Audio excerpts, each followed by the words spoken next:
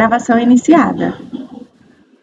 Conselheiros, bom dia. Estamos agora nos encaminhando para o final da nossa reunião, no primeiro turno, dia 3 de dezembro, parte da manhã. Vamos iniciar com o processo de número 52 da pauta, de relatoria do conselheiro Caio. O recorrente é Jundupo Química do Brasil, interessada Fazenda Nacional. Tem sustentação oral, o patrono está presente. Tainá, pode convocá-lo. Ok, presidente, farei a convocação. Obrigada.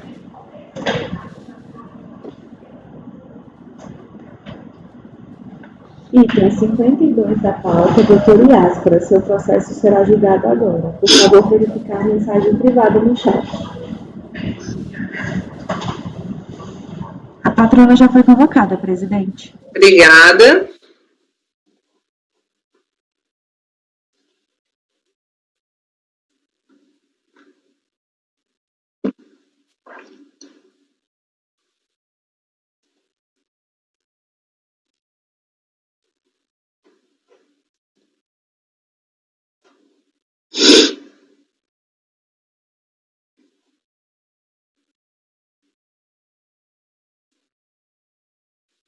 Bom dia.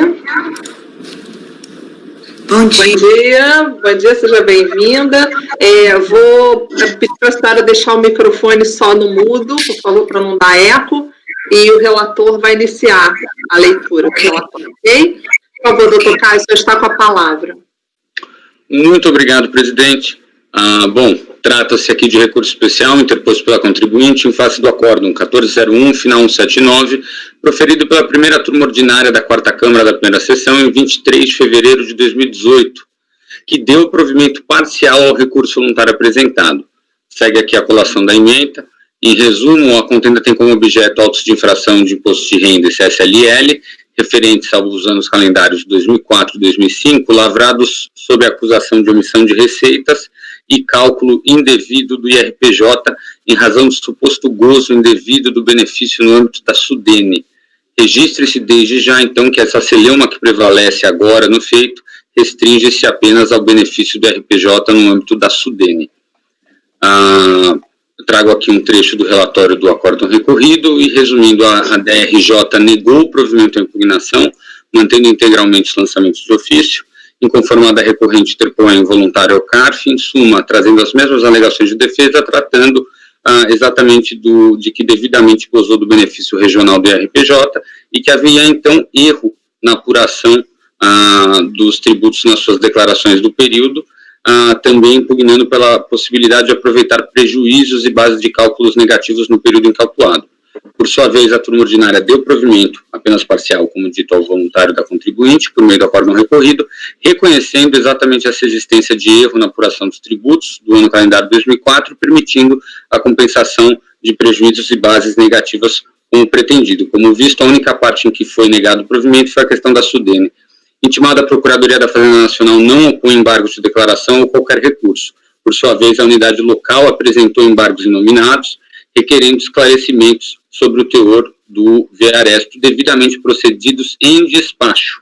Então, esse embargo da unidade local não foi pautado, mas foi sim feito um despacho no qual o ilustre presidente da turma reconhece que haveria necessidade de alguns esclarecimentos em termos executivos do acórdão, e ele procede a tal esclarecimento no despacho de folha 1053 e 1056.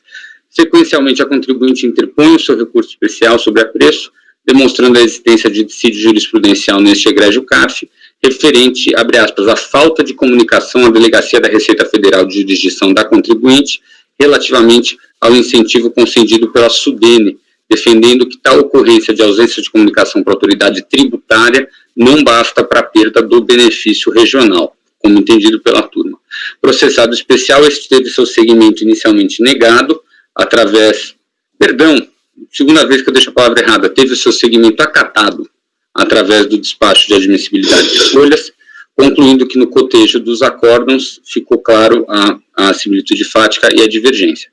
Cientificada, a Fazenda Nacional apresentou contrarrazões, alegando que não poderia ser conhecido o apelo, em razão de ausência de similitude fática do paradigma, e pugna também pela manutenção do recorrido na parte que lhe favoreceu.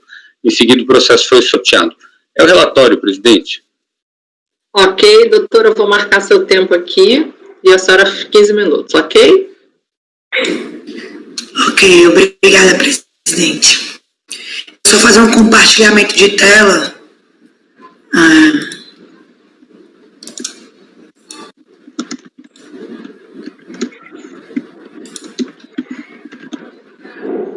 Tá aparecendo a tela para vocês? Tá. Bom dia a todos os conselheiros, senhor relator, senhora presidente. Peço desculpa primeiro porque eu estou muito rouca, mas eu vou esforçar aqui para falar mais alto e ficar audível. A situação que se põe à mesa agora é muito simples, né?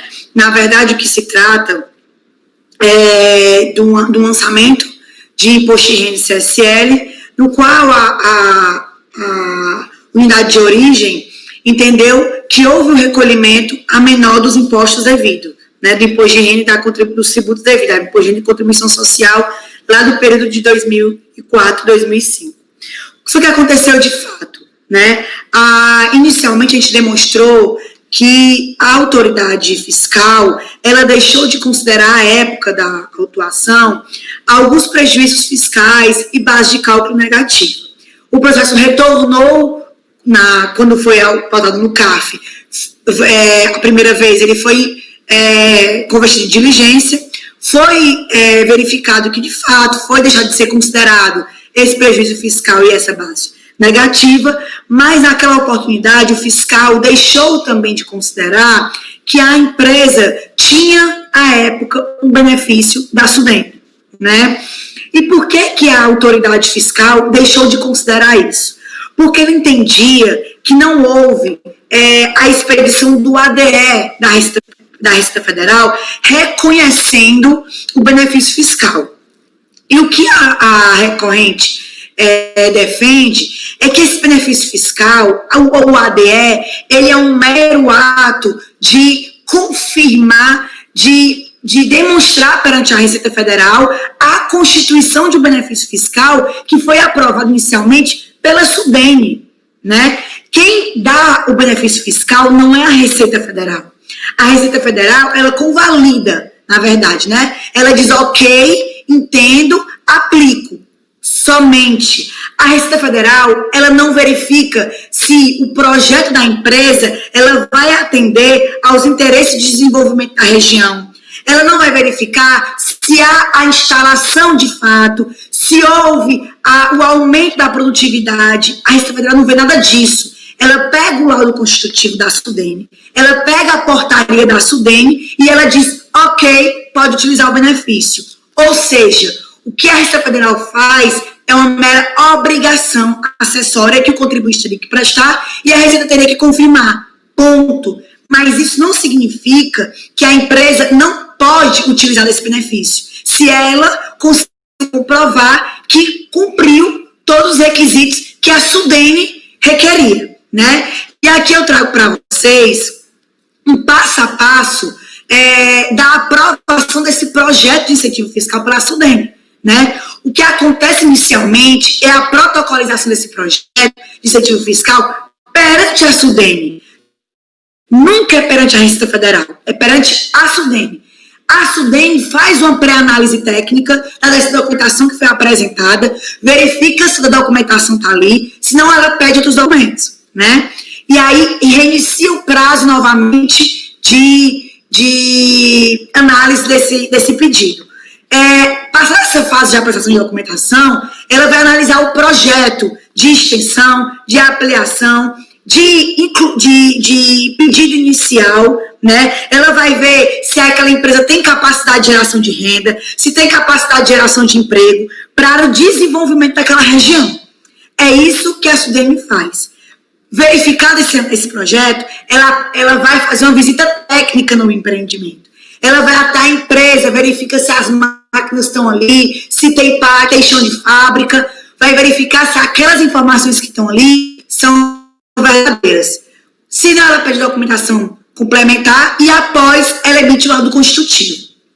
Eu não sei se os senhores se recordam, mas a gente teve um grande problema em relação à aprovação desses incentivos fiscais, né? A gente deu entrada em vários projetos perante a SUDENE. A SUDENE, porque existia uma legislação que previa que ia ser postergado esse benefício fiscal do imposto de renda da CSE. A SUDENE,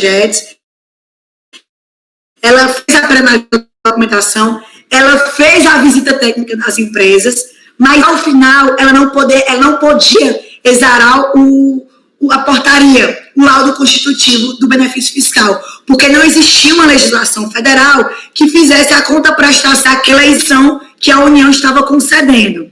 E aí a Procuradoria da República recomendou que fosse parado todos os projetos. Veja, a Receita Federal em nenhum momento entra nesse passo a passo, nessa tramitação, dizer que o benefício fiscal não vai ser concedido.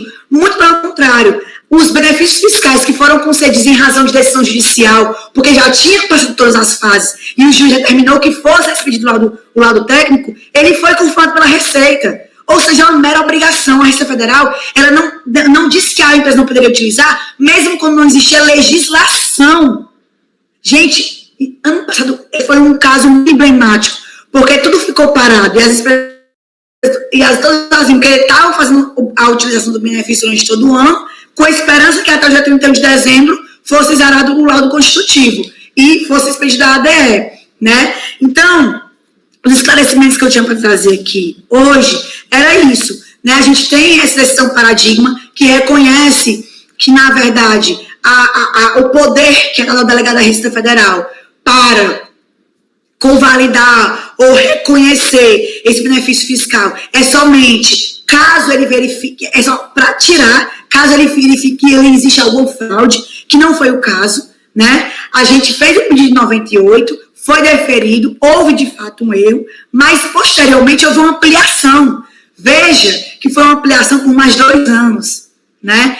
A empresa, ela não pediu um novo benefício que foi concedido, não, houve uma ampliação daquele primeiro laudo constitutivo, né? Ele verificou que a empresa tinha uma capacidade de aumento, de geração de receita, geração de emprego, e ele ampliou. Nesse momento, a Receita Federal faz o quê? Ela vai lá e apresenta o pedido para ser expedido o ADE. E a Receita Federal faz o quê? Ao invés de negar, dizendo que não tem como ser ampliado, porque o anterior não foi certificado, ela amplia, ela reconhece. E como é que vem um fiscal fazer um aumento dizendo que a empresa não pode se utilizar de um benefício que a própria Receita Federal reconheceu que existia, por uma mera falta de obrigação acessória, né? É inadmissível que haja um prejuízo da relação ao objetivo principal do benefício por mero descumprimento de obrigação, quando todos os outros requisitos foram comprovados. Quando houve a comprovação de que houve a geração de receita, houve a geração de emprego, houve o desenvolvimento da região, né? Porque se não tivesse havido, não haveria a premiação, não haveria o reconhecimento. Então, o que a gente tem para trazer hoje aqui é para pedir o provimento do recurso especial para ser reconhecido que esses valores poderiam sim ser descontados, que o benefício fiscal existia sim, né, que a maior de obrigação acessória não é capaz de impedir a utilização desse benefício fiscal nos termos do voto paradigma. Eu fico à disposição dos senhores e muito obrigada. Ok, doutora relator, você pode continuar então. Obrigado, presidente. Em relação à admissibilidade, inicialmente atesta a tempestividade do especial do contribuinte, conforme já certificado no despacho. Ele é processado nos termos do artigo 67 do RICARF vigente. Como antes relatado, a Procuradoria questiona o conhecimento do apelo, alegando a inexistência de similitude fática entre os acórdãos recorrido e paradigma.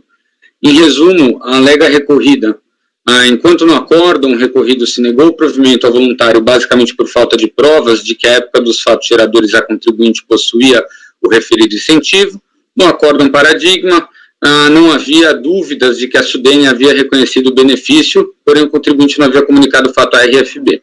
Pois bem, analisando ambos acórdãos, paradigma e recorrido, temos que ainda que realmente tenha se reconhecido no acórdão recorrido carência de provas fornecidas pela contribuinte em relação ao seu direito, é certo e está registrado com clareza que a premissa jurídica é de que seria necessária a demonstração de comunicação à Receita Federal, como textualmente afirma o relator, confira-se.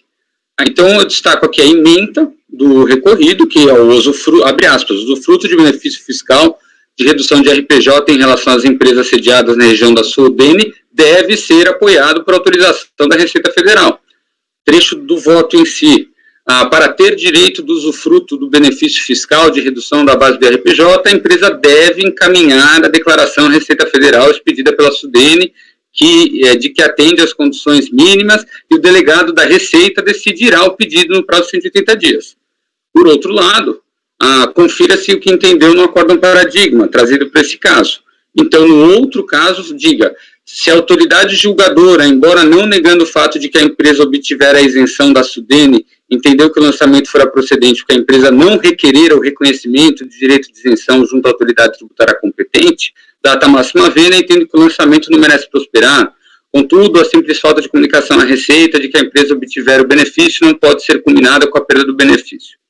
No entender deste conselheiro, ambos arestos tratam da mesma matéria e guardam profunda similitude fática no que tange ao tema questionado. Certamente, se a colenda turma ordinária CO adotasse a mesma premissa do acórdão paradigma, seria irrelevante a falha probante do conjunto trazido pela contribuinte referente à comunicação da Receita Federal, de modo que certamente seria reformado, o entendimento seria outro, se a turma que julgou o paradigma julgasse o caso do recorrido, que é o que está em tela. Resta evidente a adequação do acórdão paradigma e a plena demonstração de dissídio jurisprudencial necessário ao manejo do especial. Arrimado também na hipótese do primeiro do artigo 59784, eu entendo por conhecer do recurso especial interposto. Prossigo, presidente. Muito obrigado. A matéria sobre julgamento é de delimitação muito clara, qual seja, a não comunicação do benefício outorgado pela SUDENE à Receita Federal implica em mero descumprimento de obrigação acessória, não culminando na perda do benefício concedido. No acórdão recorrido, como já citado, entendeu-se que, abre aspas, para ter o direito ao usufruto do benefício fiscal de redução de base do RPJ, a empresa deve encaminhar declaração à Receita Federal expedida pela SUDENE, que atende às condições, aí o delegado decidirá no prazo de 180 dias. Por sua vez, alega a recorrente que a falta de comunicação da concessão do benefício à Receita não implica em perda do incentivo. Pois bem, este conselheiro já decidiu sobre o tema no acórdão 1402.004.059 de minha relatoria, proferido no âmbito ainda da segunda turma ordinária da quarta Câmara da primeira sessão. Em tal decisão, ficou registrado que, considerando as alegações da recorrente, deve-se esclarecer que entende este conselheiro, aí eu começo a trabalhar na questão dessas normas, que a alteração promovida primeiro pela MP 2199 não promoveu a revogação da Lei 4239 de 67, a qual estabeleceu, ainda na década de 60, o Plano Diretor de Desenvolvimento do Nordeste, sendo a legislação totalmente vigente e aplicável para a concessão dos benefícios. Dito isso, a questão da exigência ou não de reconhecimento, ou mesmo a simples informação à autoridade da Receita Federal do Brasil é tema de relativa escassez na jurisprudência do CARF, mas, por outro lado, propiciou debates de consideráveis profundidades. Bom, a parte das manifestações sobre o tema se assentaram, e aí está a grande questão, na identificação de uma fundamental diferença legal entre os benefícios concedidos nos termos do artigo 13 da Lei 4239 e aqueles concedidos nos termos do artigo 14 do mesmo Estatuto. Dentro de tal ótica, as benesses conferidas com base no artigo 13, estas sim, não demandariam o aval ou a cientificação da Receita Federal do Brasil para o seu pleno gozo e fruição. A explicação para tal conclusão encontra-se muito bem demonstrada e fundamentada no brilhante voto do conselheiro João Otávio Opperman Tomé, prolatado na segunda turma ordinária da primeira Câmara em 2013. Então aqui eu trago um excerto bastante grande desse excelente voto do conselheiro Tomé, no qual ele traça muito bem a evolução legislativa a partir da lei 4239, explica a sua regulamentação, como foi feito como houve uma diferença na regulamentação em paralelo do benefício de isenção do artigo 13, que é diferente do benefício de redução do artigo 14, de forma que eu estou resumindo para não ler o voto inteiro do Tomé, ok? Basicamente, o dispositivo legal que exige a comunicação e a autorização da Receita, ela veio apenas quando o artigo 14, que trata de redução, foi regulado. Quando a gente está falando inclusive a redução para aqueles que já estavam instalados, a hipótese do artigo 14. Quando o legislador regulou o artigo 13, que trata aí sim da isenção de novos projetos ou projetos de expansão, e aí dentro de uma benesse desoneradora de isenção, nada foi exigido em termos legais do contribuinte de comunicação ou autorização da Receita Federal. Se alguém tiver dúvida, se alguém quiser aprofundamento, eu sugiro a leitura do voto do conselheiro Tomé, mas no momento eu vou me furtar em nome aqui do prosseguimento do caso. Então a gente observa que o fundamento afastado pelo Tomé foi precisamente o mesmo aqui, utilizado nesse caso também, que é a falta de comunicação à Receita Federal. Acrescenta-se que esse mesmo entendimento também foi adotado em outro voto do conselheiro Flávio Franco, que da mesma forma também afastou a necessidade de formalização de pedidos e reconhecimento da Receita Federal quando tratado do benefício do artigo 13. Trago também aqui o voto do conselheiro Flávio. Voltando agora sem citações ao presente caso. Pois bem, apresentado o cenário jurídico e normativo aplicável para a resolução da presente demanda, nota-se que a portaria DAI/ITE número 0141 de 1998, que é o objeto da grande celeuma aqui, não consta em qual hipótese de qual artigo da Lei 4239 foi concedido o benefício, ainda que certo que outorgado em 98. Isso não é questionado. Está aqui a portaria DAI/IET prolatada pela própria Sudene, que eu trago no meu voto. Vocês podem ver aqui todas as características dessa portaria, que inclusive eles fazem a ressalva, e aí é um ato da Sudene, que não cabe a gente debater a legalidade, que ele fala: esta portaria configura laudo constitutivo, que trata o decreto no lei número 1564. Então aqui faria as vezes do laudo. Confrontando suas características com as prescrições dos artigos 13 e 14 da lei número 4239, vigentes em 98, elas foram alteradas posteriormente, então trazendo aqui a redação desses dois artigos na época da prolatação daquela portaria da Sudene, a gente vê, eu fiz o destaque de que o artigo 13 fala de empreendimentos que se instalarem ficarão isentos pelo prazo de 10 anos, resumindo a norma com os destaques que eu fiz. Já o artigo 14 fala empreendimentos industriais e agrícolas que estiverem operando terão uma redução. Está evidente que o benefício da Sudene recebido pela recorrente no presente caso está dentro da hipótese do artigo 13, seja por expressamente mencionar isenção e não redução, seja por concedê-la por 10 anos, exatamente como previsto no artigo 13, mas principalmente por se tratar de um projeto de instalação. A diferença primordial entre as hipóteses dos artigos 13 e 14 da Lei 4239 é estar o contribuinte já operando ou não nas áreas de atuação da Sudene. No caso, o contribuinte não estava, é instalação. Logo, é artigo 13, confirmado pelo prazo e pela figura da isenção. Não há aqui se fala de artigo 14. Mais do que isso, e aí eu acho que esse é um grande ponto para a reforma do acórdão recorrido, isso é bastante importante, o artigo 553 do RIR 99, expressamente invocado pelo relator, aplica-se apenas à modalidade de redução, correspondente à benesse do artigo 14, conforme expressamente está tratado na norma. Então, quando o acórdão exigiu do contribuinte toda essa comunicação, deferimento do delegado da Receita, ele arrima, o voto é muito bom, mas ele arrima exclusivamente no artigo 553. Se a gente for ver o artigo 553 que eu estou trazendo, ele fala o direito à redução que trata o artigo 551. Se a gente dá uma olhada o que é o artigo 551 do RI, está aqui, ó, como se observa, o dispositivo do 551 do RI 99, que corresponde precisamente ao artigo 14 da Lei 4239. Aqui, então, pondo para vocês não só o artigo 553, mas o artigo 551, que tem como raiz legal original o 14 da 4239. Bom, o aplenamento do tratamento dos benefícios previstos nos artigos 13 e 14, que acabou sendo promovido, porque no acórdão recorrido ele fala, os benefícios da SUDENE, todos, são regidos pelo artigo 553.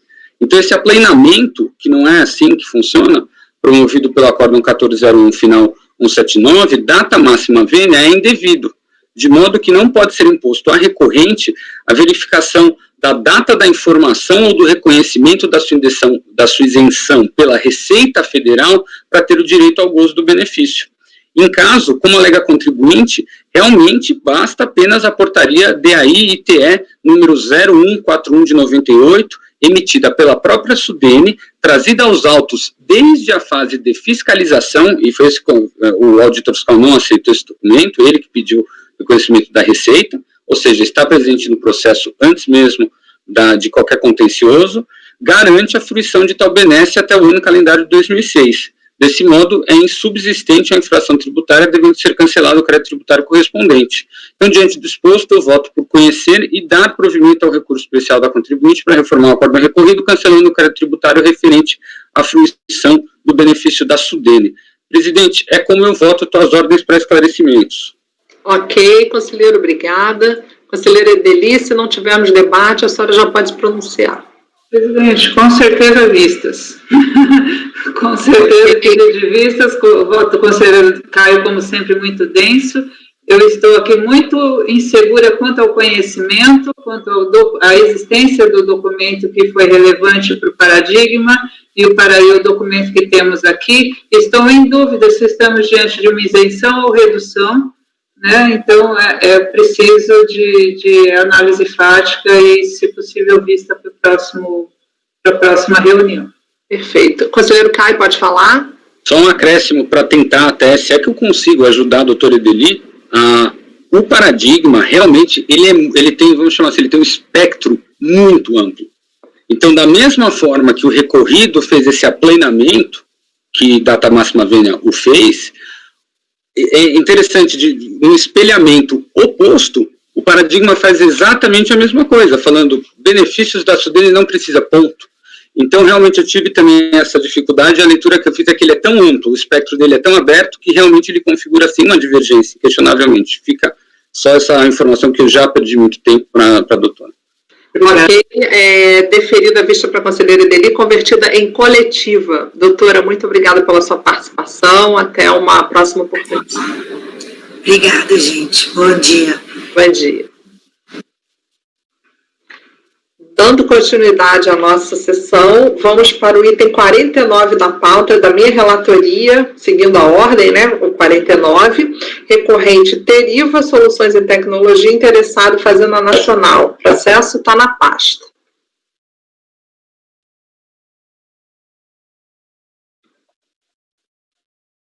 Ele aqui.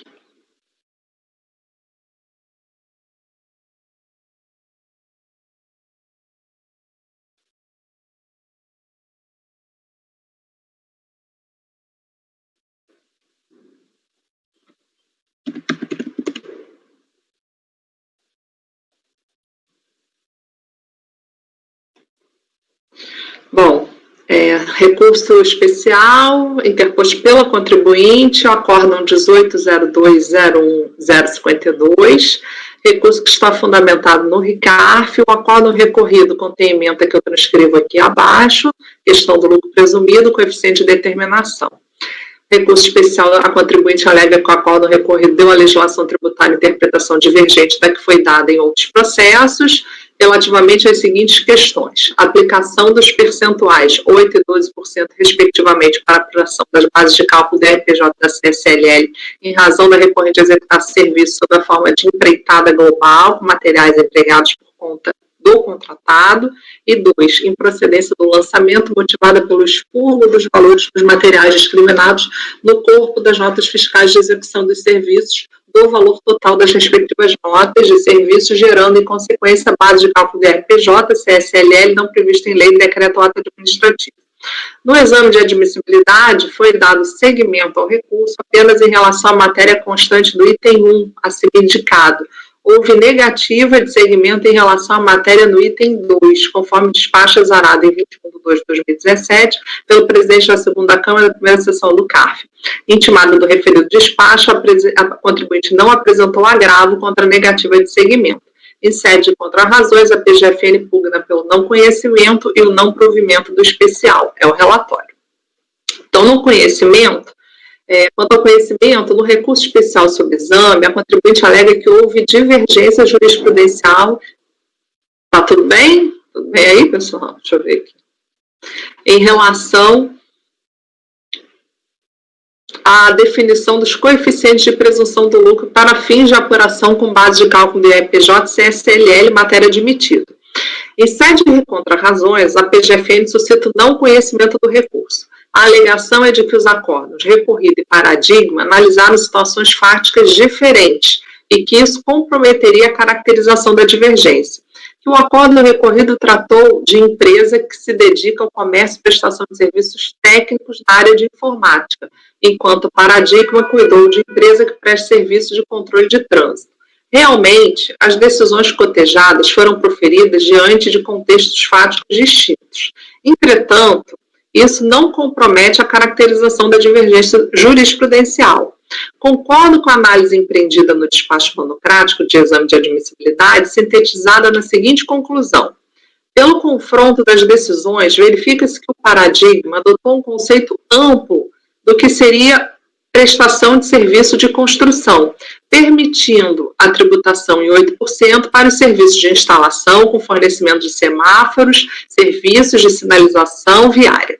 Ao passo que, do outro modo, no acórdão combatido, decidiu-se pela aplicação da interpretação mais restrita quanto ao conceito de construção por empreitada, afastando o benefício para os serviços de atividades complementares à construção civil. As diferentes situações fáticas até poderiam, dentro de uma mesma linha de interpretação, justificar decisões distintas, mas não é esse o caso. O cotejo das referidas decisões evidencia que suas diferentes conclusões não decorreram das diferenças dos contextos fáticos examinados. Realmente, o paradigma, ao analisar o ato da COSIT 6, de 13 de janeiro de 97, buscando elucidar o que seria atividade de construção por empreitada, quando houver emprego de materiais submetidas a menores coeficientes para a presunção do lucro, adotou o conceito mais amplo quando comparado ao recorrido. E é aí que reside a jurisprudência jurisprudencial, de modo que o recurso deve mesmo ser conhecido. Então, eu faço um parênteses aqui, eu conheci do recurso especial, e aí eu não sei se teria alguma situação, se eu posso passar para o mérito, ou se alguém quer falar alguma coisa em relação a esse conhecimento. Bom, então eu vou passar para o mérito. Depois a gente vê, né? As diferentes interpretações quanto ao que deve ser considerado como atividade de construção por empreitada quando houver emprego materiais vão ficar mais claros a seguir. Conteúdo do ADN 6 de 97. Então, eu transcrevo. Na atividade, eu sublinho no inciso 1, na atividade de construção por empreitada, o percentual deve ser aplicado sobre a receita bruta. A, 8% quando houver emprego de materiais. B, 32% quando houver unicamente mão de obra, ou seja, sem emprego de materiais. É interessante transcrever trechos do voto que orientou o acórdão paradigma e embasa as alegações de contribuintes. Então, acórdão paradigma. Dessa forma, aquelas receitas provenientes de prestação de serviços em geral deverá ser aplicado percentual de 32% para aplicação, para apuração do lucro presumido. E aquelas receitas provenientes da prestação de serviços com emprego de materiais ou em regime de empreitada, com emprego de materiais, deverá ser aplicado percentual de 8% para apuração do lucro presumido. De fato, a regra geral para fins de apuração do lucro real é a aplicação do percentual de 8% sobre a receita bruta. Aí, mais abaixo, serviços de engenharia com emprego de materiais, por não se configurarem serviços puros ou genéricos, a RFB tem entendimento de que deve ser aplicado percentual de 8% do lucro presumido. Esse entendimento restou consagrado na ADN 6 de 97, cujo inciso 1 tratou especificamente dos percentuais aplicáveis no caso de atividade de construção por empreitada. Desta feita, a tributação dos serviços de engenharia restou mitigada, devendo aquelas atividades realizadas por empreitada com emprego de materiais sujeitarem-se ao percentual de 8%, enquanto aquelas de caráter genérico, em que não há emprego de materiais, sujeitarem ao percentual de 32%. Vejamos, então, o que são considerados serviços de engenharia pelo ato normativo COSIT 30 de 99. Aí eu trago uma série de atividades dentro do ato da COSIT. Pois bem, tem entendimento de que, nos termos do parágrafo 2º do 15, a aplicação do percentual do lucro presumido deverá ser realizada de acordo com a natureza do serviço prestado, pelo que, quando se tratar de serviço de engenharia por empreitada, com emprego de materiais. E 8%, tomando por base, sendo que nas demais hipóteses o percentual muda para 32%. Então, isso tudo é o que foi transcrito no acórdão paradigma, tá? No recorrido, o voto que orientou o recorrido, por sua vez, traz argumentos que se contrapõem à linha de interpretação do paradigma. O acórdão recorrido, conforme relatado no presente litígio, diz respeito à identificação do correto coeficiente para a presunção do lucro da recorrente nos trimestres do ano calendário 8 ou 32%. Os coeficientes para apuração do lucro presumido estão definidos no 15 da 9249. De acordo com a fiscalização, apesar da contribuinte exercer atividade mista, ou seja, revenda de mercadorias e prestação de serviço, ela adotou exclusivamente o coeficiente de 8% na apuração do lucro presumido, e não restou para nenhuma das receitas oferidas o coeficiente de 32%, o que é estabelecido para as atividades de prestação de serviços em geral. Aí, na segunda fiscalização, a exceção da construção civil, o emprego de material, seja na prestação de serviço em geral ou de serviço de engenharia, não autoriza a adoção do coeficiente de 8% para apuração da base de cálculo do imposto de renda de 12% para contribuição social, conforme o ato declaratório da COSIT 697. Sobre as atividades, o termo de verificação destacou que a Delegacia de Julgamento entendeu correto o trabalho da fiscalização, aí já mudando, né, porque eu não transcrevi o termo de verificação, aqui no caso, a Delegacia de Julgamento entendeu que o trabalho de fiscalização, fazendo os seguintes comentários da atividade da recorrente. Trago o que a DRJ comentou. A contribuinte, por sua vez, a atividade é de segmento auxiliar da construção civil, os contratos geraram faturamento de serviços com empreitada global. Além disso, argumenta que, independente de ser ou não da área de construção civil, o coeficiente seria mesmo o de 8%, pois, de acordo com a IN 480, não apenas a empreitada global na construção civil com material é subordinado ao referido percentual, mas também o prestador de serviço, desde que os serviços sejam prestados. Desse modo, seja por um motivo ou pelo outro, ele faria ajuste. Isso aqui ainda estou no recorrido, tá? A recorrente também procura demonstrar, por meio de planilhas, que mesmo as notas fiscais de serviços não discriminam matérias e são referentes aos contratos de empreitada global e que, portanto, deveriam ser igualmente submetidos ao coeficiente de 8%. E cita em seu favor a IN 11 de 96, o ADN COSIT 6 de 97 e dispositivos da IN 480 de 2004 abaixo transcritos. Aí, isso tudo continua lá no recorrido. Esse é o contexto da controvérsia a ser examinada. Primeiramente, é importante registrar que tanto o auto de infração quanto a decisão de primeira instância não estão amparados apenas no objeto social da empresa. As transcrições anteriores indicam que foram analisados documentos onde estão registradas as efetivas atividades desenvolvidas pela recorrente. Por outro lado, muito ancorado nas definições do parágrafo 7º da IN 480 de 2004, no anexo 1 da referida IN, que define para os serviços prestados com emprego de materiais os mesmos percentuais de retenção de ISSLL, que estabelece para a construção civil por empreitada com emprego de materiais, a contribuinte desenvolve o argumento de que seja por uma situação, seja por outra, estaria sujeita ao coeficiente de 8% no caso da presunção do lucro do IRPJ. Aqui vale registrar que o 1,2 de retenção do IR correspondente exatamente à aplicação da alíquota de 15 sobre o calculado a 8. Mas é preciso ter em mente que a referida IN trata especificamente de casos de retenção de fonte, previsto no 64 da 9430 e no 34 da Lei 10.833, e não de estabelecer índices para apuração do lucro presumido. Realmente, o momento de definir percentuais para a retenção de IR e CSLL, conforme a tabela acima, a IN equiparou os serviços prestados com emprego de materiais à atividade de construção civil por empreitada com emprego de materiais. Esse é o artigo 32, aí transcreve aqui o 32. A retenção da fonte pagadora, que é normalmente considerada como uma antecipação do pagamento, não se confunde com a apuração do tributo pelo contribuinte, até porque há uma série de ajustes na base de cálculo de alíquotas adicionais, e que ao final dão os contornos dessa diferença, ainda que o contribuinte aufira a receita junto a uma única fonte. Então, continua o recorrido aqui. Deste modo, o pleito da recorrente, assim, o último parágrafo, não fica amparado pelo argumento de que os serviços são contratados na forma de empreitada por preço global e prestados com fornecimento de materiais e equipamentos. Esses serviços não se enquadram em um dos casos de exceção à regra geral para a presunção do lucro referente à prestação de serviços.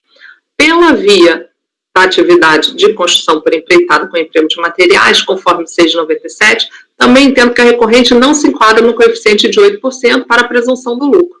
Desta fase de auditoria, quando questionado pela fiscalização, a contribuinte sustenta, a meu ver, uma interpretação muito ampla para os referidos ADN.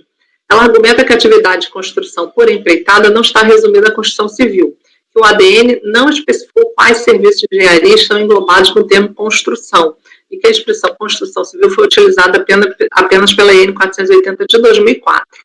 Então, o recorrido vai seguindo.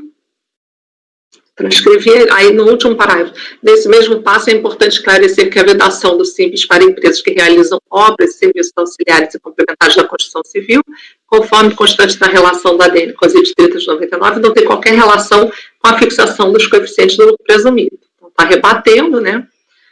Diferenças dessa natureza não configuram mais uma das razões pelas quais o coeficiente de 8 não é aplicável.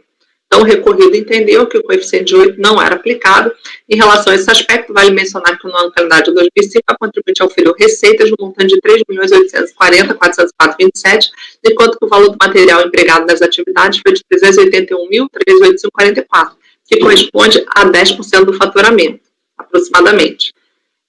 Bom, então aqui esse é o recorrido. As transcrições acima, com os devidos destaques, evidenciam bem as diferentes interpretações quanto ao que deve ser considerado como atividade de construção por empreitada quando houver emprego de materiais. Entendo que os argumentos que orientaram o acordo recorrido não merecem nenhum reparo, por isso que eu li. Os coeficientes de 8% e 12% da CSL e RPJ-CSLL realmente não são aplicáveis aos diversos ramos da engenharia, nem às atividades que podem ser consideradas como auxiliares ou complementares da construção civil, e nem a prestação de serviços em geral, simplesmente pelo fato de haver empregos de materiais pelo contratado. Ao contrário da tese defendida pela contribuinte, o referido ADN 697 também não prevê a aplicação do menor coeficiente de presunção para os serviços de engenharia com empregos de materiais. Ao tratar da atividade de construção, o referido ADN tem foco bem específico, que não encampa a grande amplitude dos serviços de engenharia. Realmente, esse ato normativo, quando mencionou em inciso 2, que as pessoas enquadradas no inciso 1, na letra A, não podiam optar pela tributação com base no lucro presumido, deixou claro que estava tratando especificamente de pessoas jurídicas que se dedicavam à construção de imóveis e à execução de obras da construção civil, as quais, por força do 5.4 da 854 de 92, encontravam-se naquela época obrigados à apuração do lucro real. Desse modo, adotando os mesmos fundamentos do acórdão recorrido, nego o provimento ao recurso especial da contribuinte. Então, eu conheço e nego o provimento.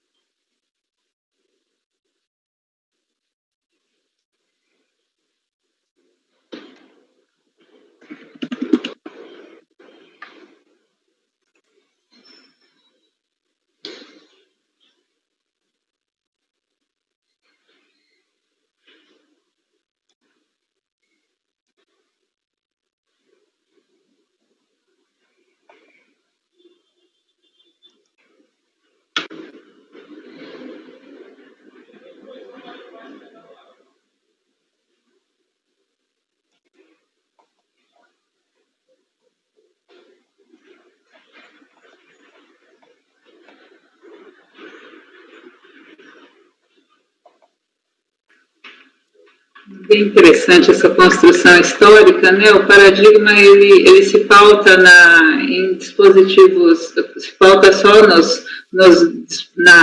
no texto legal final, né? E desconsidera toda essa história, né, acerca da construção civil, né, do conceito de construção civil, do óbice a opção pelo lucro presumido e da necessária adaptação que os atos normativos tiveram que trazer para permitir que essas pessoas, embora sendo obrigadas ao lucro real, tivessem que pudessem promover o recolhimento antecipado que importa as regras de tributação do presumido e que também vai ter o desvio lá para fins de retenção, né, também vai exigir essa interpretação das normas, né, para as circunstâncias. E aí, da leitura final dos dispositivos, se atribui um conceito amplo à construção empreitada, desconsiderando todo esse histórico que vinha trazendo construção por empreitada aí como uma hipótese dentro da construção civil, né, da proibição. Então, acho que a gente não tá tratando da interpretação da lei propriamente, né, mas sim dos atos normativos que vierem em decorrência dessa circunstância específica, e por isso concordo com a relatora que eles não podem ter essa interpretação dissociada dos dispositivos que eles pretenderam regulamentar, e por isso acompanho. Ok, conselheira Lívia, vê se a senhora consegue falar. Conseguiu. Vamos lá. Eu tenho uma dificuldade anterior para conhecer, porque pelo que eu entendi do recorrido, o que ele afirmou foi que a empresa não fazia serviço de construção civil, mas sim um serviço auxiliar. Então ele fala, não basta, a tese que você está me dizendo se você é contribuinte, você faz serviço serviço com emprego de material, você quer que isso seja tratado com coeficiente de 8. E não basta ser um serviço com emprego de material, tem que ser um serviço de construção civil. Ele fala, construção civil é agregar algo ao solo, isso você não faz.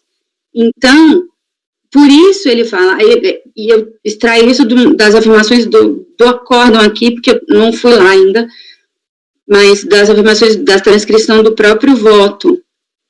Então, ele fala, o coeficiente é aplicável à construção civil, o que os contratos firmados pela recorrente indicam é que ela instala redes lógicas de comunicação, enfim, isso é meramente acessória à atividade desenvolvida pela recorrente. Aí trata de outras atividades que ela fala, e fala, essas atividades justificam menos ainda a aplicação do coeficiente de 8, porque sequer construção civil seriam, enfim, eu entendo que o raciocínio do recorrido é ou não construção civil.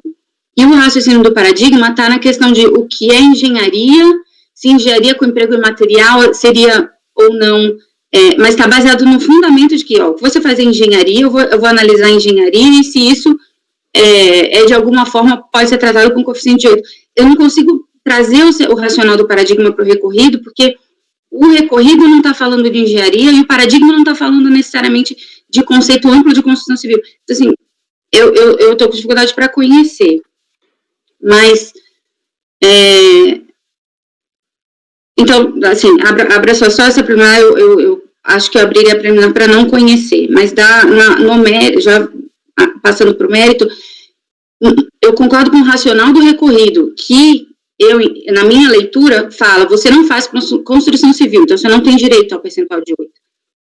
Então, por isso eu iria com a relatora pelas conclusões, porque eu nem iria para a questão de falar de engenharia ou não, acho que essa questão de engenharia não foi debatida nos autos aqui, e não parece ser o que ela faz mesmo, porque ela faz questão de informática, não tem a ver com o caso do paradigma, que é serviço de sinalização, enfim. Então, por essas razões, abro divergência para não conhecer, e no mérito com a relatora pelas conclusões. Edeli e depois Caio. Só para reforçar que eu concordei com o conhecimento, há dessemelhanças fáticas sim nos serviços prestados, mas o que a leitura do recurso especial me deixou muito tranquila quanto ao conhecimento, confirmando o entendimento que a relatora colocou no voto. A construção é mesmo se serviço de engenharia pode ser admitido dentro do conceito dessa contratação por empreitada que é mencionada nos atos, né? Se isso estaria restrito à construção civil ou se serviços de engenharia. Aqui são instalação de rede, no paradigma era instalação de sinalização viária. Então, é uma dessemelhança fática ali que, na minha opinião, no paradigma seria irrelevante, né? Ele se pautou no fato de ser uma contratação de prestação de serviço por empreitada com aplicação de materiais. E ainda tem esse alinhamento de ser serviço próprio de engenheiro. Então, tem essa visão que a contribuinte enxergou no paradigma e que ela se reporta à sua atividade. Então, concordo que há dissemelhanças fáticas, mas basta a similitude, né, para fins de conhecimento. Então, por isso concordei com o relator. Conselheiro Caio, depois eu passo a palavra para a conselheira Lívia. Analisando os autos, eu também me chamou muita atenção. A fiscalização separou os serviços, os quais são objetos de autuação, e tem manutenção de PABX, a instalação de software, é muito diferente, eu acho, e no paradigma a gente estava legitimamente, que eu acho que esse é o foco. O meu medo é com base nessa situação prática bastante sui generis dos serviços que foram colhidos na lavratura dessa autuação, que realmente foi caminhando com base na defesa do contribuinte, um debate jurídico da tributação dos contratos de empreitada da construção civil, e a gente gerar um precedente aqui na Câmara Superior referente a esse setor, referente à construção civil, mas que, tudo bem, eu reconheço que teve todo esse caminho, mas que, na verdade, foi uma empresa que prestou serviço vou repetir mais uma vez, a manutenção de PABX e instalação de software. E, nesse sentido, além disso, eu acho que exatamente o fato de que no paradigma a gente está tratando de um contrato de empreitada e nos autos sequer existe contrato dessa modalidade de empreitada, eu acho que isso já afasta, ainda que eles possam passar pela legislação, principalmente a legislação, aí é a grande questão, a infralegal da regulamentação da tributação desses contratos pelo lucro presumido, eu acho que essa diferença primordial do que deu origem ao auto de infração, eu acho que impede o conhecimento. Por isso, como eu disse, às vezes era um precedente de construção civil com base numa autuação de instalação de software, e é bastante complicado. Bom, já adiantando, se for julgar o mérito, eu entendo também, assim como a doutora... Vou pedir só para o senhor segurar aí seu mérito, só um instante. Seguro? A gente está pensando no conhecimento eu aí. Eu até prefiro não falar agora sobre o mérito. Achei que eu segura aí um instantinho, tá? Obrigada. Doutora Lívia, depois doutora Edeli. A gente voltou ao conhecimento. Tá. Eu fiz a contraponto do paradigma do recorrido, não por divergência, mas por fundamento inatacado. Eu não vejo como o raciocínio do paradigma reforme o recorrido, porque no recorrido, o fundamento do recorrido você não faz construção civil. Acho que é na linha do que o Caio falou. E o paradigma não está reformando esse fundamento. Então, é por fundamento inatacado mesmo. Eu não consigo ver como o raciocínio do paradigma reforma o fato de que o que você faz é instalação de rede, você sequer faz construção civil. Então, não consigo nem avançar nesse raciocínio. A minha leitura do recorrido disse, entendeu? Então, por isso, eu não acho, nem pelo prisma da divergência das atividades serem diferentes, realmente não iria por aí. É mais porque o paradigma não reforma o recorrido, por não reformar um dos fundamentos primários dele para chegar à conclusão que ele chegou. Doutora Edelia, depois a gente parte para a votação. Mas só porque eu preciso esclarecer esse ponto que o conselheiro Caio colocou, embora a fiscalização mencione exemplificativamente essas hipóteses que o conselheiro Caio mencionou, no acórdão recorrido, é transcrita a decisão da DRJ que traz outros exemplos do que constam nas notas fiscais, e aí a gente tem instalação de pontos, instalação de ponto lógico, serviço de fibra ótica, instalação de rede estruturada e elétrica, e instalação de rede lógica. Então, caso eu acompanhasse, caso eu acolhesse, eu vislumbro que se fosse aplicar o entendimento do paradigma nessas circunstâncias de instalação física, né, que se indica que ter sido aplicada, poderia se cogitar para esses contratos a aplicação do entendimento do paradigma. Então, se eu acolhesse o entendimento do paradigma, talvez eu desse provimento parcial para essas operações, né? E nelas eu vejo a similitude suficiente. Ok, doutora Edeli, vou passar a palavra para o conselheiro Toselli. Então, a gente faz, diante da divergência da doutora Lívia, vamos fazer uma rodada de conhecimento, e aí depois a gente passa para o mérito, tá? Conselheiro Toselli, por favor. Tá mudo. Tecnologia aí. Esse ponto que a doutora Lívia e o doutor Caio me chamou a atenção logo no início, tem uma passagem aqui que, para mim, é determinante para não conhecer do recurso por ser diante da ausência de divergência. Tem uma passagem que o próprio contribuinte atesta que fala: construção por empreitada não está resumida à construção civil. Aqui é o ponto-chave, porque aqui, na verdade, o paradigma, ele levou em conta o quê? Serviço de engenharia engloba a construção civil 8%. Aqui o acórdão, você não faz construção civil. Você faz, como você mesmo diz, a sua área de atuação é um segmento auxiliar da construção civil, e por isso você não faz jus aos 8% e cai na regra de prestação geral de 32%. Isso, para mim, é determinante para falar que são situações fáticas totalmente diferentes mesmo. E aí eu concordo na linha da doutora Lívia, que se o contribuinte fosse questionar a premissa, deveria falar: eu faço construção civil, está aqui o contrato de empreitado, mas ele não faz isso. Então, os 32% foram aplicados porque cai na regra de prestação de serviço em geral. Ele não faz construção civil. O que ele quer é: por fornecer material dentro da minha atividade, que é um segmento auxiliar, eu forneço material, isso é uma empreitada. Então, por eu prestar um serviço mediante empreitada, eu também teria direito aos 8%. E aí, realmente, o acórdão, do meu ponto de vista, corretamente, falou: não, você não tem direito, você cai na regra geral. Então, eu acho muito importante a gente ter isso em mente, para não fazer um precedente perigoso aqui, falando que engenharia é 32%, porque aí eu acho que não revela exatamente o caso concreto. Era essa a minha eu vou só pedir vênia, porque, né, como eu sou relatora, não há um precedente perigoso, até porque a gente precisa estabelecer a questão das normas, né, tributárias. Então, aqui na Câmara Superior, a gente não vai partir para exame de fato. Então, como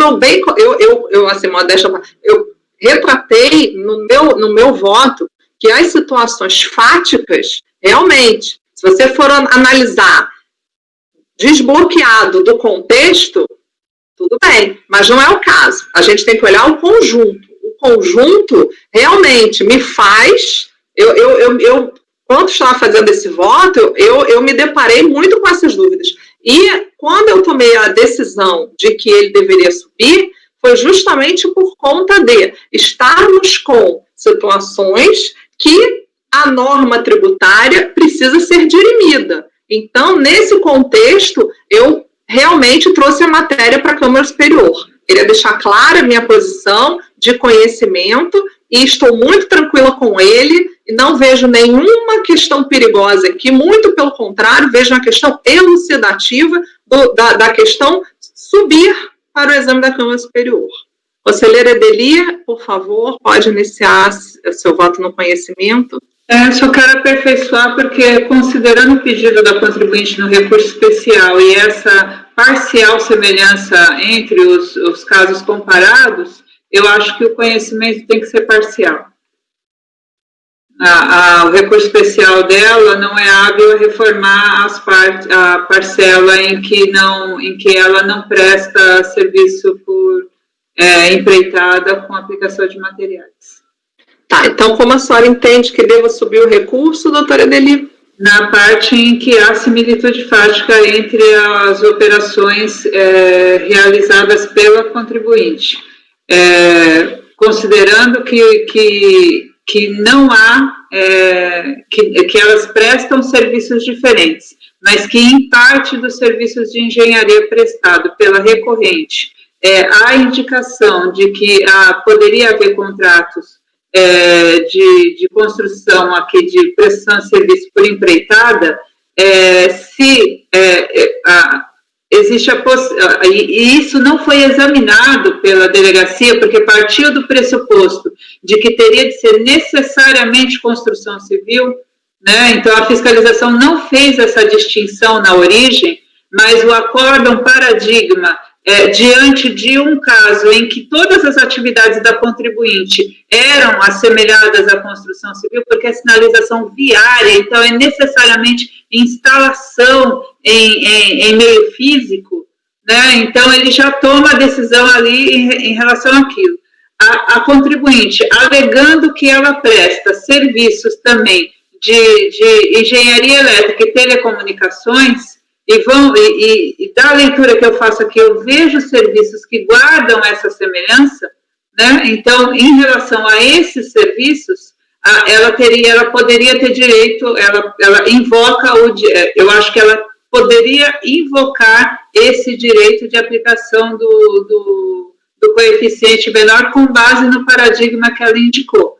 Só que, para isso, ela não pode pedir o cancelamento integral do auto de infração, né? Só não estou entendendo como é que se eu ficar vencida, como é que eu vou fazer para analisar a matéria? Como a similitude fática é parcial, eu conheceria parcialmente. Aí talvez pudesse usar palavras dela. Realmente é uma forma que eu vejo para solucionar diante desse desconforto em relação ao que pode representar o julgamento. É uma sugestão. Para afirmar taxativamente o conhecimento parcial, eu teria que buscar mais elementos para além do pedido do recurso especial.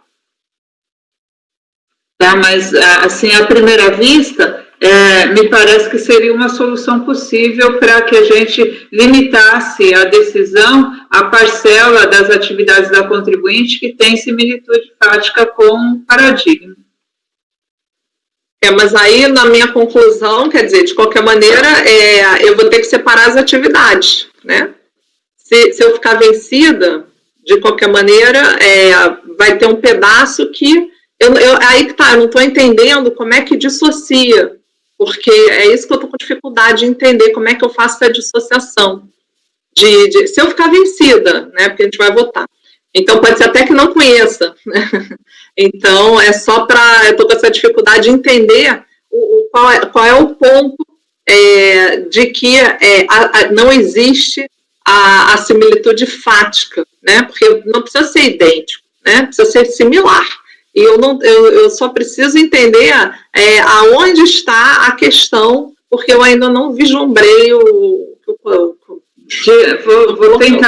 Vou tentar ser clara. Diante dos serviços que foram mencionados pelo conselheiro Caio como relevantes para concluir pela dessemelhança, eu concordo com ele, eu concordaria com ele se fossem só esses serviços que ela prestasse. Como ela presta outros serviços que envolvem instalação física e aí guardam proximidade com o paradigma, né, e esses serviços estão relatados no acórdão recorrido, confirmando a pretensão dela, confirmaria parcialmente a pretensão dela de ver reformado o acórdão recorrido com a aplicação do entendimento do paradigma. Então, eu fico incomodada de não conhecer, porque há serviços diferentes, porque me parece que os serviços semelhantes justificariam o conhecimento. Só que, ao que me parece, a solução para isso pode ser o conhecimento parcial. Por isso que eu levanto essa possibilidade. Eu vou passar a palavra para a Lívia, depois para a Zélia e depois para a Viviane. Eu entendi a sua dúvida, presidente, porque o acórdão seria de certa forma líquido, né, porque como eu precisaria de uma diligência para saber que serviços seriam esses e como executar esse acórdão, Mas me parece também que como isso não foi pedido pelo sujeito passivo expressamente e nunca foi discutido nos autos, parece que a própria tese que ele quer no recurso não é essa. A tese que ele quer no recurso meu serviço independentemente de ser construção civil ou não, como meu emprego material é 8%. Essa tese não está nos paradigmas, não é reformada, enfim, não foi discutida nos paradigmas. Então, eu acho que, como estamos em sede de conhecimento, confrontando tese do recorrido e tese do paradigma, eu não consigo ver conhecimento parcial, porque as teses não se encaixam. E eu não consigo encaixar as teses metade para conhecer só uma parte. Então, só para tentar ajudar no raciocínio. Conselheiro Tozelli, depois conselheira Viviane. Eu ia pedir primeiro a palavra, mas primeiro foram as damas. Eu ia na linha da doutora Lívia, porque, com a devida vênia, conselheira dele, a gente não tem competência para fazer essa segregação, porque isso não é objeto da tese, do fundamento do recurso especial. O fundamento do recurso especial, esse que é o ponto que eu estou batendo, não é falar que ele faz construção civil. Ele próprio toma como premissa, tudo que eu faço é empreitada, são serviços auxiliares. Ele não entra, olha, aqui é engenharia, esse aqui não, por isso que ele não fez isso. Ele está querendo fazer, sobre o fundamento dele, pega esses 8% que é de construção civil e aplica na minha atividade, porque eu forneço material, seja via construção civil, seja prestação de serviço em geral. Esse que é o grande ponto. Então, o acórdão recorrido não fez essa segregação, porque ele foi no que foi ventilado desde o início, ou seja, você não tem direito porque você não faz construção civil, você presta serviço geral. Se agora a gente chegar e ver, nós aqui na Câmara Superior, que no rol dos serviços dele tem, alguns podem ser enquadrados, a gente estaria totalmente extra-petita, a gente estaria fazendo um reexame de prova em terceira instância. Então eu fico muito incomodado, e outra coisa, um grande problema que surgiria, como liquidar isso?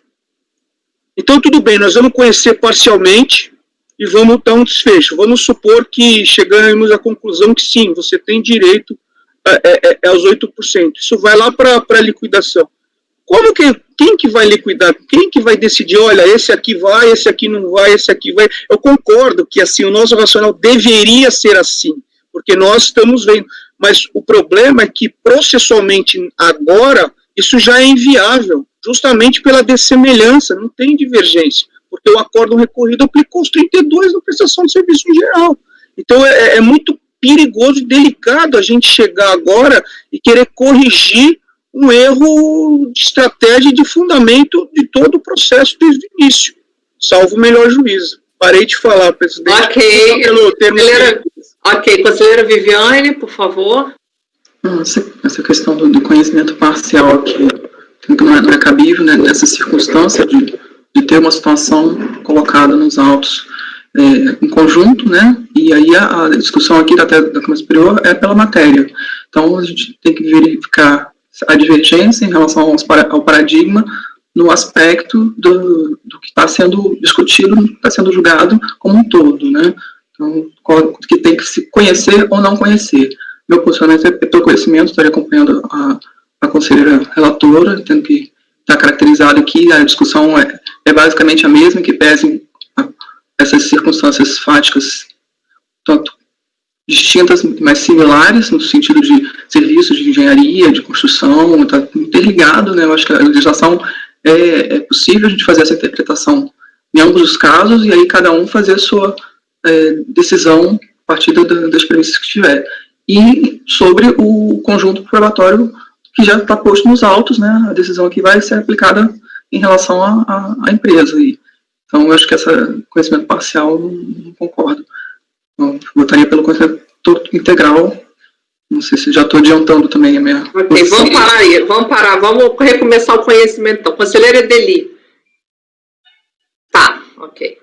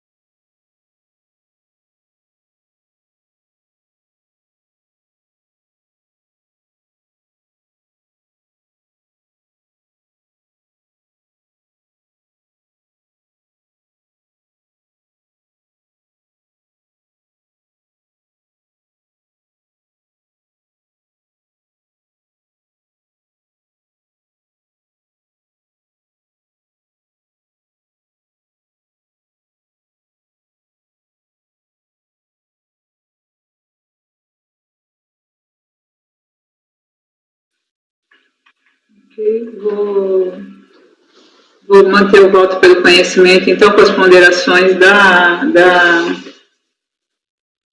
conselheira Visibiane. As palavras do conselheiro Toselli me sensibilizam, porque eu estou sempre construindo os meus critérios de conhecimento para prestar um melhor serviço nesse ponto. E, de fato, a maior parte, eu vejo, né, nos casos em que eu dei seguimento em exame de admissibilidade e reformei em conhecimento, que a maior parte dos erros que eu cometi foi por olhar o recorrido contra o paradigma sem analisar, sem dar o devido cuidado ao que é argumentado em recurso especial, né? Então, acho importante essa ressalva. Agora, reconstruindo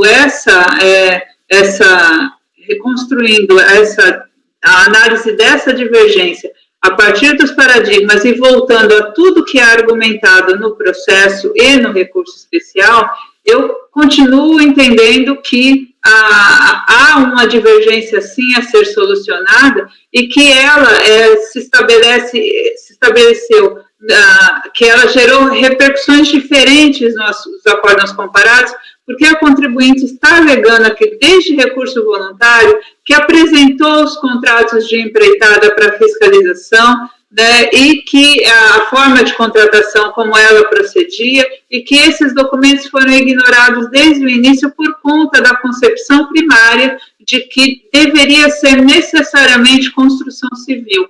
Então, sob essa ótica, eu acho que há, sim, como a presidente já colocou e a conselheira Viviane ressalvou, reiterou, uma divergência, sim, significativa se construção civil, se o contrato de empreitada se limita apenas à construção civil, ou se outros serviços, né, associados também podem ter essa aplicação. Isso, no acórdão paradigma, resultou na tributação total daqueles contratos que eram todos típicos de empreitada e que já estavam demonstradas desde o início, e aqui no recorrido resultou em a fiscalização não ter, desde o início, analisado esses contratos.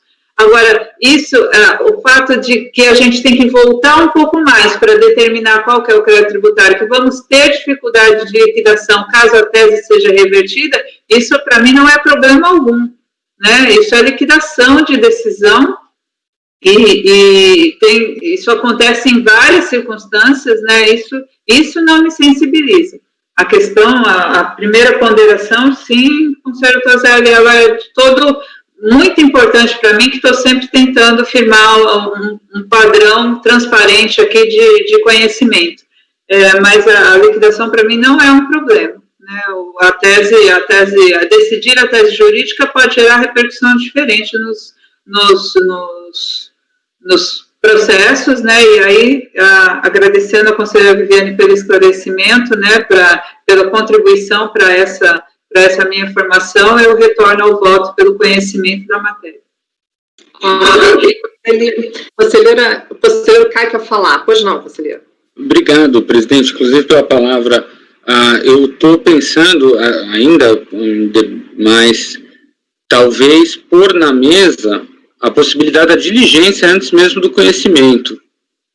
Eu estou pensando, será, assim como a gente faz em alguns casos de decadência, que a gente pede a diligência para que venham declarações e provas, e aí sim, eu estou sinceramente considerando a conversão em diligência, até exatamente para poder estabelecer, essa é a grande questão, aí eu caio no conhecimento. Consigo invocar a diligência? Essas notas aí a diligência talvez no mérito, sim. Bom, obrigado pela palavra, presidente. Ok. Conselheira Lívia, como vota no conhecimento?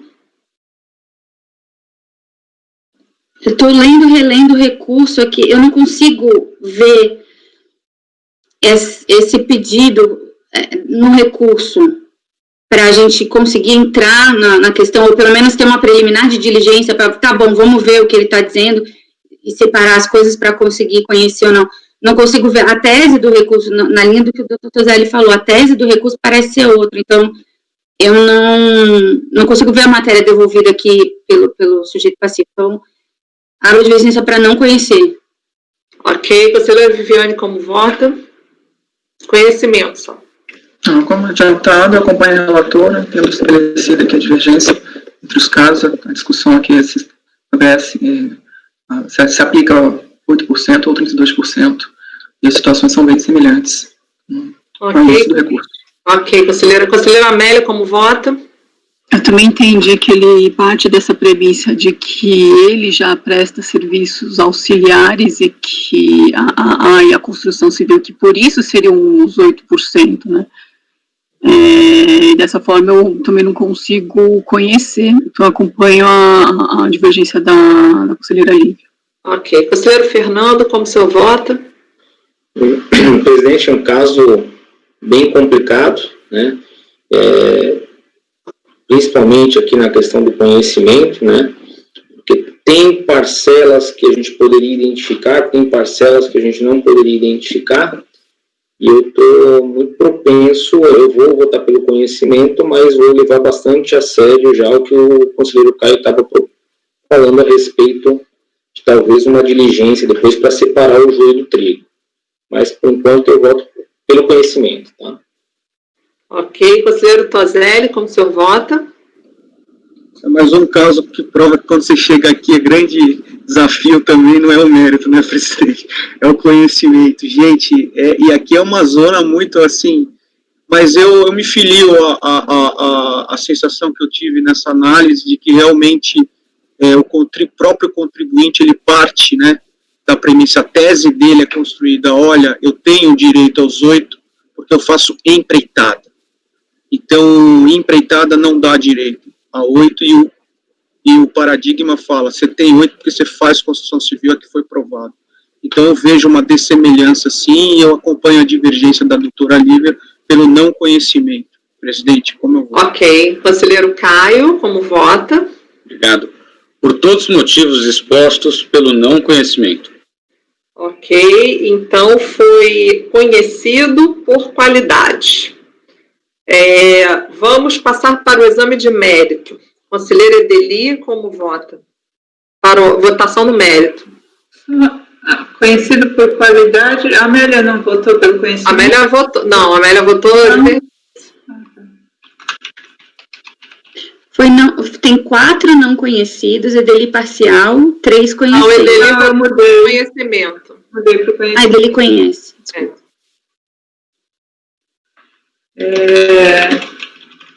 No mérito, acompanho e acho desnecessária a diligência, né? Isso é questão de liquidação, isso é recorrente. Então...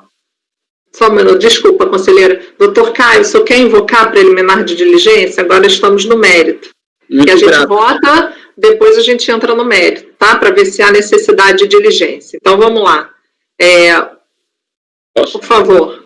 Obrigado. Eu agradeço muito. Então, realmente, eu entendo, e eu até concordaria em qualquer outro caso com a Edeli. Eu também, vocês já viram em voto meu, até eu deixar o comentário para os colegas, ó, isso vai ficar para liquidação, eu entendo que não é uma obrigação nossa ajeitar a liquidação, ok? Só que eu acho que nesse caso, talvez eu esteja enxergando com outros olhos, eu acho que não é um simples problema de liquidação isso. Eu acho que é uma questão de pegar esse precedente, com essa ementa, com o que consta do relatório, e eu ter uma decisão referente a uma determinada atividade de um setor econômico, sendo que a gente sabe que, na verdade, tem notas envolvidas ali, que é instalação de Windows, que é consertar a máquina de PABX. E a gente vai gerar um precedente que vai afetar a construção civil. Então, a minha ideia, a minha propositura, ela pode ser falha, mas a minha ideia agora é exatamente a gente proceder a uma diligência para que seja exatamente arroladas todas as notas envolvidas na autuação, pegar todo o valor do tributo apurado e fazer uma comparação. Nota X, valor tal, de modo que todo o valor envolvido, no caso, tem uma correspondência com uma nota fiscal. Em cima dessas notas fiscais, ok? Deixar bem claro, pelo menos só para fins de que possa constar essa informação no voto, ok? De que para esses aqui, essas prestações específicas estão sujeitas a essas normas que a gente está debatendo. Já essas outras notas está sendo aplicado 32 porque são os meros serviços de informática, inclusive. Entende? Para existir essa segurança e essa clareza para a sociedade em cima do voto que vai ser prolatado. Entende? Porque eu acho que são necessários aqui 2 fundamentos diversos. Esse é meu ponto. Acho que como a gente discutiu o conhecimento, a gente teria que passar na etapa de o que foi conhecido, porque eu não sei se eu entendi a matéria que está em discussão. Tento sugerir, a matéria que está em discussão é questão de ser ou não serviço de engenharia, no caso, não discute. O que a gente vai discutir agora é quais os serviços do sujeito passivo têm emprego de materiais e, portanto, fazem direito ao percentual de 8. Porque se essa é a matéria colocada à discussão, eu preciso de diligência também. Só que talvez eu esteja entendendo errado qual é a matéria em discussão. Então, acho que seria interessante a gente, assim, como foi conhecido, os conselheiros que conheceram delimitar qual é a questão de direito colocada para análise, para a gente ver se precisa ou não de diligência. Porque eu ainda estou com o raciocínio lá do conhecimento, eu não consegui o tic-teco fazer ainda o raciocínio aqui para saber qual a questão que está colocada para decisão. Conselheiro Tozelli, depois conselheiro Edeli. Me parece que a discussão de direito aqui o contribuinte tem ou não tem direito aos 8. Esse que é o ponto. E aí, se você entender, eu acho que ele só tem direito aos 8 nos serviços que estão arrolados no TVF, que constitui construção civil. Então, faça uma diligência para segregar isso. Pelo que eu entendi, é isso. Então, a matéria de direito aqui, ela é preto no branco. Qual é a alíquota aplicável no regime do presumido desse contribuinte? É 8 ou 32. E aí, cada um de nós vai ter que já acho suficiente falar que o que ele faz é a prestação de serviço geral, 32. Para mim o que ele faz é a construção civil, 8%. Eu não consigo segregar, diligência. Eu acho que são essas 3 possibilidades que a gente tem que definir cada um de nós aqui, salvo o melhor juízo, né? Conselheiro Edeli, depois conselheiro Fernando. Pode falar, conselheiro Edeli. A minha compreensão da divergência está bem localizada no ADN 6. Se a construção por empreitada com emprego de materiais referida aqui à construção civil ou de imóveis, né, o conceito do que se incorpora ao solo, ou se agrega qualquer serviço também contratado por empreitada com emprego de materiais. Essa, para mim, é a compreensão da divergência, na linha do que entendi, a presidente também colocou. Conselheiro Fernando. Eu entendo que a divergência colocada pela conselheira Edeli, não tenho dúvida, é essa, né? O problema é que do jeito que está posto, ou vai ser tudo ou nada. Esse é a questão. Se pelo menos no voto, ou a diligência, ou a gente conseguisse colocar no voto, que é especificamente para isso, ou aquilo. Né? Então, o que eu quero dizer, olha, se aplica, no caso concreto, o 8% para essas atividades e o coeficiente de 32% para outra atividade. Porque senão a gente vai votar em bloco. Vai votar em bloco. E vamos supor que a gente diga, encaminhe no sentido do voto da conselheira relatora, da doutora Andréia. Certamente vai ficar tudo com 32%. Né? E quando me parece que todos já identificaram que haveria atividades que o coeficiente correto é 32%. Então, se a gente tiver certeza que a gente pode exaurir isso, não tem problema, pelo menos deixar bem delimitado qual é a decisão, não precisa de diligência. Agora, se a gente tiver uma dúvida, corre-se o grande risco de ficar um tudo ou nada e gerar esse problema depois, né? Porque me parece que não é um caso de tudo ou nada. Doutor Caio, pode falar. Agradeço, vou ser muito breve em acréscimo ao que o doutor Fernando falou. Eu acho que, Fernando, não é nem para separar o que vai ser 8 e o que vai ser 32. Eu entendo que muitas coisas aqui, já, abre aspas, adiantando, vai ser 32, mas principalmente por fundamentos diferentes. Então, a gente tem que ter, a gente teve toda uma análise muito rica no voto da relatora, dos atos, né, da Receita Federal, que regulam essa atividade de empreitada, ok? E esse fundamento, de fato, para manter o 32, ele se aplica a algumas prestações de serviço, mas manter 32 com base naquelas INs para, repito, instalar o Windows no computador dos outros, é o que vai gerar é exatamente essa separação. É 32 em alguns, é 32, é 8 em outros, mas principalmente porque é 32 em uns não é o mesmo motivo porque é 32 nos outros. Essa é a grande questão.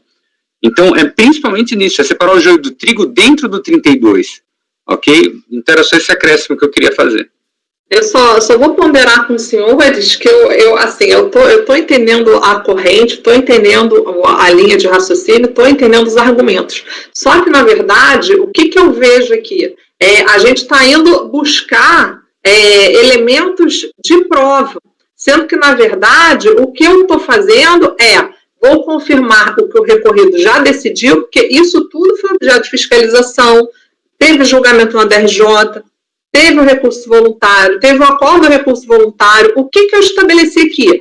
Que essa matéria, questão do lucro presumido, coeficiente percentual de arbitramento do lucro, né, do caso de presunção do lucro, né, na verdade, ou é de 8 ou é de 32, como bem pontuou a doutora Viviane na hora de conhecer do recurso. Diante disso, eu saí para baixar uma diligência, para buscar o que é 8 e o que é 32, data máxima vênia, eu não consigo enxergar. Para mim não faz sentido, mas eu respeito a decisão do colegiado. Então já estou adiantando que, para mim, a diligência não tem a menor condição, justamente por conta da nossa função aqui na Câmara Superior. Então, diante disso, de todo o arcabouço que veio desde a fiscalização até chegar aqui, a gente baixar a diligência para ver o que é 8 e o que é 32, eu não consigo, diante da minha função aqui na Câmara Superior, entender dessa maneira. Peço vênia aos colegas, mas realmente para mim tese, a tese para mim é correta, o conhecimento do contribuinte, houve a divergência para mim, né? E, diante disso, eu vou adotei as razões do recorrido, porque isso tudo já foi objeto de verificação, já tem todo o arcabouço próprio, tanto probatório quanto fático, para poder decidir a matéria. Pode falar, conselheiro Tozé. Concordo plenamente, presidente. Melhor analisando, a questão o conhecimento já foi superado. Reformar o acórdão ou não. Qual é a premissa do acórdão? Você não faz construção civil, serviço auxiliar é 32. Então, assim, por mais que a gente está vendo agora, qual foi o grande ponto aqui? O colegiado passou a analisar a prova que foi praticamente ignorada até essa instância e, ao analisar provas, está tentando desconstruir uma premissa do acórdão recorrido, que a premissa do acórdão recorrido, na linha de tese de defesa do contribuinte, foi: você não faz construção civil, você faz serviços auxiliares.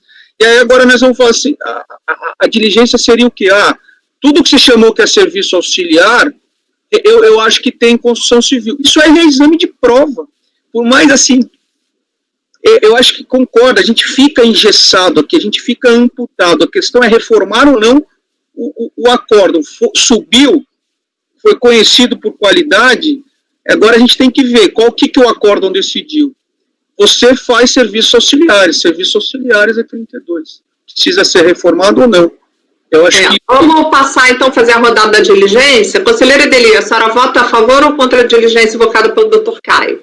Contra, para mim a decisão não é necessária, e mesmo se eu aplicasse o entendimento do paradigma, entendo que um provimento parcial seria suficiente. Ok. Conselheira Lívia, como vota pela diligência? Agora esclarecido, considero a diligência prescindível, presidente. Então, é contra a diligência. Ok. Conselheira Viviane, como vota? Não considero desnecessária a diligência. Conselheira Amélia, como vota? Eu também, de início, até achei que fosse necessário, mas eu também iria na linha do provimento parcial. Então, da não necessidade da diligência. Ok, conselheiro Fernando, como vota? Presidente, exatamente como a conselheira Amélia encaminhou, eu acho que há um meio termo possível aí sem a necessidade da diligência. Ok, conselheiro Tozelli, como vota? Contra a diligência também pela limitação da instância especial. Ok, invocada a diligência, a conversão do julgamento em diligência pelo conselheiro Caio, o colegiado, por maioria, né, negou o segmento. Então, agora passemos ao voto no mérito. Então, conselheira Edeli, como vota no mérito?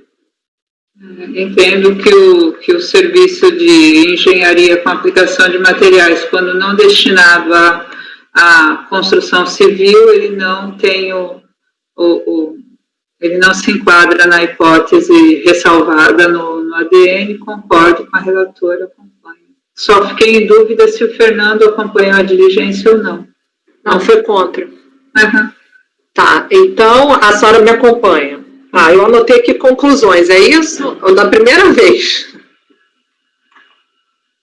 Não tem nada de conclusões, não, tá certo. Tá, então me confundi, desculpa. Conselheira Lívia, como vota no mérito? Então foi a conselheira Lívia. Tá certo. Ok. Conselheira Viviane, como vota no mérito? Acompanho a relatora. Conselheira Amélia, como vota no mérito? Então, vou abrir a divergência para dar provimento, aqui agora, contribuinte, para dar provimento parcial somente para aquele, seria 8% somente para aqueles serviços em que efetivamente foi empregados com materiais e que acabaram se agregando ao imóvel, considerando outros tipos de serviços que são pura prestação de serviço. Conselheiro Fernando, como vota? Presidente, se eu não peguei o voto da conselheira Lívia, foi qual? Ela votou com a relatora. Ok. Eu vou votar com a divergência aberta pela conselheira Amélia para delimitar e para dar um provimento parcial nas atividades que fica caracterizado aí a prestação de serviço com emprego de material e um contrato de empreitada, digamos assim. Conselheiro Tozelli, como vota? Presidente, eu me sensibilizo com a divergência, mas eu acho que a gente já estaria inovando total no objeto, o pedido, etc. e tal. Então, eu não tenho condições de reformar o acordo. Como subiu a premissa de que são serviços auxiliares a 32, eu acho que essa premissa está correta, não merece reforma o acordo, eu acompanho a senhora pelas conclusões. Ok. Conselheiro Caio, como vota? Presidente, eu acompanho a divergência da doutora Amélia. Ok. Então, ficamos conhecido por qualidade, diligência por maioria, houve não segmento da diligência, prescindível, e no mérito foi negado provimento, vencidos Amélia e Fernando, que davam provimento parcial, e Caio também, né? Caio também, que dava um provimento parcial. E pelas conclusões, o conselheiro Tozelli. Tá certo? Alguém quer fazer declaração de voto? Amélia quer fazer? Tozelli quer fazer? PV Amélia, PV Tozelli. Por favor, Edeli, pode falar. Só lembrando que essa rejeição da preliminar de diligência, como ela vai para o voto e o Caio ficou vencido, eu costumo colocar um preâmbulo no voto. Sim, vou colocar, pode deixar. Tainá? Pode parar a gravação. Okay. Pode parar a gravação, por favor.